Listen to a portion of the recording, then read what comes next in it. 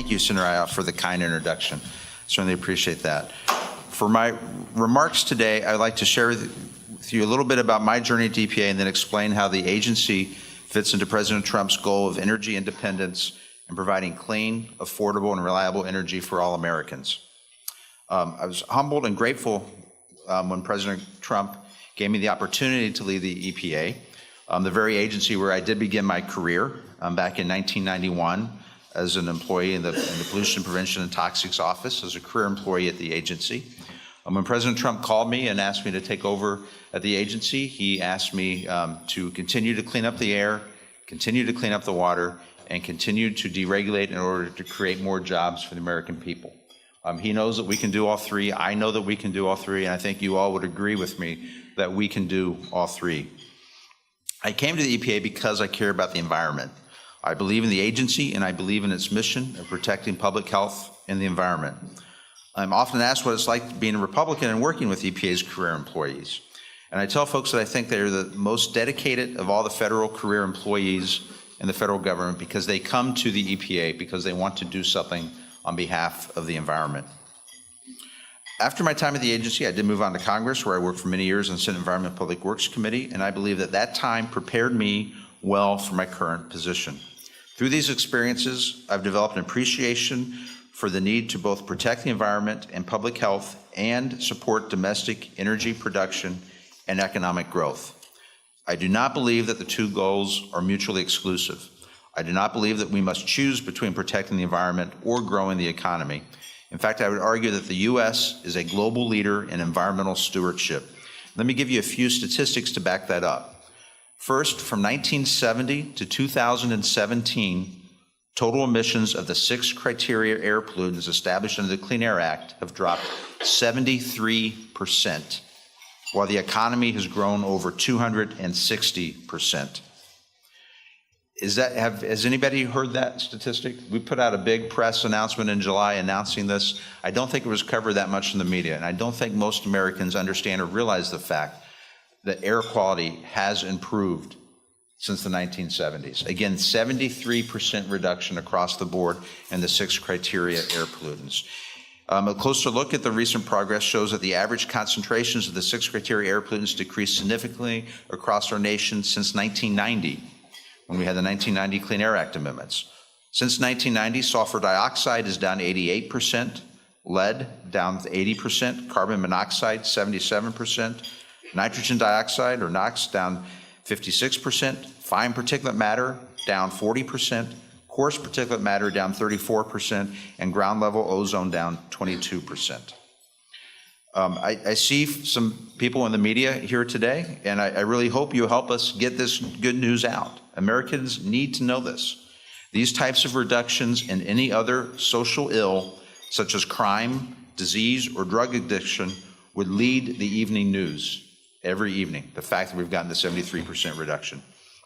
Here's one more example. From 2005 to 2017, total U.S.-related CO2 emissions are down 14%. In contrast, global energy-related CO2 emissions have increased over 20%. This is a uniquely American accomplishment and one we should celebrate and replicate around the world. It is important to recognize that these achievements flow from innovation, breakthroughs in technology, and cooperative enforcement of our nation's environmental laws, not from onerous federal regulations.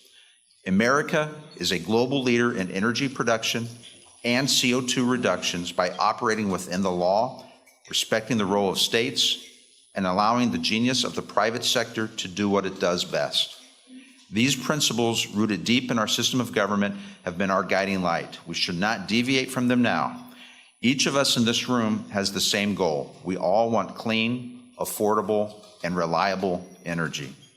But how we get there is often where the divide emerges. President Trump and his administration believe that the surest and best path is one that upholds the rule of law and provides greater certainty to the states so that they can build diverse and reliable energy portfolios that best meet the needs of their citizens. These are these two pillars guiding our efforts at EPA. Let me elaborate on the importance of each. First, upholding the rule of law. Congress has given EPA specific tools with which to protect human health and the environment. These powers are broad, but they are not endless. And while EPA will vigorously administer our environmental laws, we will not transgress the bounds of the authority Congress has given us. Case in point is the Clean Power Plan. Many believe that the Clean Power Plan exceeded the agency's legal authority, which is why you saw challenges from 27 states, 24 trade associations, 3 labor unions, and 37 rural electric co-ops. The majority of Congress formally disapproved of the CPP, and the Supreme Court stayed its implementation, an unprecedented intervention by our nation's highest court. CPP's overreach would have driven up energy prices for consumers and businesses alike. One analysis projected double-digit electricity price increases in 40 states. Rising energy prices hurt low and middle-income Americans the most, particularly senior citizens and minorities. Then that is not the role of the EPA. Unlike the CPP, the Affordable Clean Energy Rule, which we unveiled this summer, respects the rule of law and operates within the 4 corners of the Clean Air Act. Our proposal will allow the states to establish standards of performance that meet EPA's emission guidelines. By acting within the law and rebalancing federal and state rules, we will give states and the private sector the regulatory certainty they need to invest in new technologies and provide affordable and reliable energy for all Americans. One element of our plan would update the New Source Review, or NSR, permitting program. Previously, NSR regularly discouraged companies from employing the latest energy-efficient equipment. Our NSR updates will remove regulatory barriers and incentivize our nation's power plants to upgrade their facilities in an environmentally beneficial way. When ACE is fully implemented, the rule will reduce the U.S. power sector CO2 emissions by 34% from 2005 levels. Coal use is rising worldwide, driven in large part by India, China, and other Asian countries. We can't deny the fact that coal will continue to be a key part of the energy mix both at home and abroad, and rather than punishing coal, we should level the playing field and encourage innovation technology across the energy sector in solar, wind, hydro, oil and gas, nuclear, and coal. The ACE rule aims to do just that, to incentivize new technologies that will ensure coal plants can be part of a cleaner future. By allowing coal to continue here in the U.S., our companies will continue to innovate with cleaner coal technologies that can then be exported to other countries such as India and China, who continue to build new plants. The second pillar of our agenda is providing greater certainty to the states. I actually hold the record for the longest confirmation process for deputy administrator for the agency. I'm not proud of that, but I do hold that record. I had a lot of time during my confirmation process to think about the areas where we have taken the most criticism as an agency. And I think we can go a long way as an agency toward improving the agency's reputation by focusing on providing greater certainty to the American public. I divide certainty into 3 areas: certainty to the states and local governments and tribes, certainty within EPA's programs, such as permitting and enforcement actions, and certainty in risk communication. For the sake of today's discussion, I'll focus on certainty to the states. The states are the primary implementers and enforcers of many of our environmental laws and programs, and for good reason. Those closest to the issue are often best suited to address it, not bureaucrats in Washington. Thomas Jefferson described the states as the most competent administrators for our domestic concerns. We share that mindset, and we are working closely with the states to ensure our mutual responsibilities under the law are fulfilled. For example, we recently proposed targeted improvements to the 2016 New Source Performance Standards for oil and gas. These common sense reforms will alleviate unnecessary and duplicative red tape by aligning requirements between EPA's rule and the existing state programs. These actions are expected to save more than $480 million in regulatory costs from 2019 to 2025. Innovation in the oil and gas industry is responsible for a large part of America's energy revolution, particularly the surge in natural gas production. By removing these excessive regulatory burdens, we will support continued innovation in the industry. This will increase domestic energy production and continue us on the path to true energy independence. We do not want to stand in the way of new technologies, no matter the energy source. We want to encourage innovation across the board and let the marketplace decide. Take the renewable fuel standard, for example. The RFS is not just about corn ethanol. We're also approving new pathways that hold potential as new innovative energy sources. One of my first actions as the acting administrator was to approve pathways for biofuel derived from sorghum. Under President Trump, the agency has also approved pathways for isobutanol and non-food grade corn oil. These actions lay the groundwork for more homegrown fuels and more diversity in the nation's biofuels mix. I know some of you are from the biomass industry. I should mention the important action the Trump EPA took with respect to biomass. In the past, EPA created a cloud of confusion with respect to biomass carbon neutrality, and we're working to end that confusion. In April, EPA issued a statement of policy making clear that in future regulatory actions, biomass from managed forests will be treated as carbon neutral when used in energy production at stationary sources. In the spring 2018 regulatory agenda, the agency indicated we will be proposing actions to establish regulatory provisions for the exemption of certain biogenic CO2 emissions from stationary sources. Solving this issue will support good-paying jobs in rural communities, protect our nation's air quality, and remove unnecessary regulatory burdens. On wind and solar, we are taking other innovative approaches to supporting a broad, diverse energy portfolio. Through our Superfund program, we are redeveloping contaminated lands into centers of renewable energy. Back in July, I visited Massachusetts and toured the Sullivan's Ledge Solar Array, a solar power plant which the city of New Bedford developed on top of the Sullivan's Ledge Superfund landfill site. It is really amazing and gratifying to go see a former Superfund site that was full of industrial pollution and is now a solar farm producing clean electricity for the people who live in that community. During a recent visit to Colorado, just 2 weeks ago, I toured Rocky Flats, a former plutonium site that has now been turned into a wildlife refuge, where the monitoring equipment is solar powered.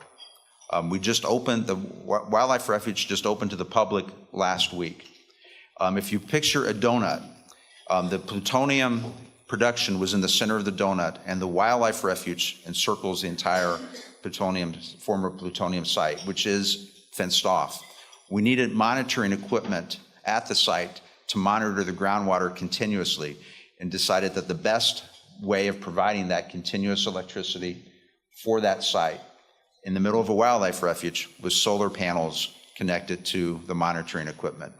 And it's great to stand there next to the solar panels with the monitoring equipment, look in one direction and see downtown Denver off in the distance, the other direction see the Rocky Mountains, other direction see bison and elk all around this former Superfund site, and then the other direction, the Department of Energy's wind farm test site, where they test different windmills for both, I'm told, for both speed and durability. But to stand there in another former Superfund site, one that produced the plutonium that we needed after World War II, and see that now as a not only a solar example of solar power, but a wildlife refuge is again gratifying. EPA's Repowering America's Land Initiative is another program that encourages renewable energy development on current and formerly contaminated lands, landfills, and mine sites. The initiative identifies renewable energy potential of these sites for anyone interested in reusing them for renewable energy development. To date, over 270 renewable energy installations have been installed on formerly contaminated lands, landfills, and mine sites throughout the country. These include solar, wind, biomass, and geothermal installations. These are the type of unique and innovative ideas that we really support. On hydroelectricity, as part of President Trump's all-above energy strategy, we are working to expand the role of hydroelectric power, another clean energy source. EPA has limited jurisdiction over hydroelectricity, but we are working closely with our federal, state, and local partners to maximize hydroelectricity while ensuring the water quality downstream is not impacted. And that is the role of the EPA. I'd be remiss if I didn't mention nuclear energy as well. My support for nuclear energy dates back to when I was 15 years old. I bought my very first bumper sticker before I got a car. The bumper sticker said, "Nuclear power plants are better built than Jane Fonda." Those of you who want to think back, that was about the same time that the China Syndrome movie came out. President Trump and his administration are committed to reviving and revitalizing nuclear energy. Nuclear energy is both clean and reliable. It provides more than half of America's clean electricity on-site 24 hours a day, 7 days a week. We're watching what's going on in Georgia right now to see how that pans out for nuclear energy. I'm going to close where I began. We are living in a golden age of American energy production. We're producing more energy than ever before and from a wider variety of sources than ever before. At the same time, we are a world leader in clean air progress and CO2 reductions. I was at the G7 Environmental Ministries meeting last week, and I politely pointed out to the other G7 environmental ministers that although we're not in the Paris Accord, we've reduced our CO2 levels faster than they did. These are uniquely American achievements that should be recognized, celebrated, and replicated around the world. The formula for our success is clear and straightforward. Incentivize innovation, not stifle it with regulation. Provide regulatory certainty, not regulatory confusion. Encourage cooperation with the states, not coercion of the states, and promote the rule of law. These principles are not new or unique. They are ingrained in America's DNA, but they have a new champion in President Trump. And thanks to his leadership, America is thriving, and we are a global leader in clean, reliable, affordable energy production. Thank you for your time today, and thank you for the opportunity to participate in National Clean Energy Week. Thank you very much.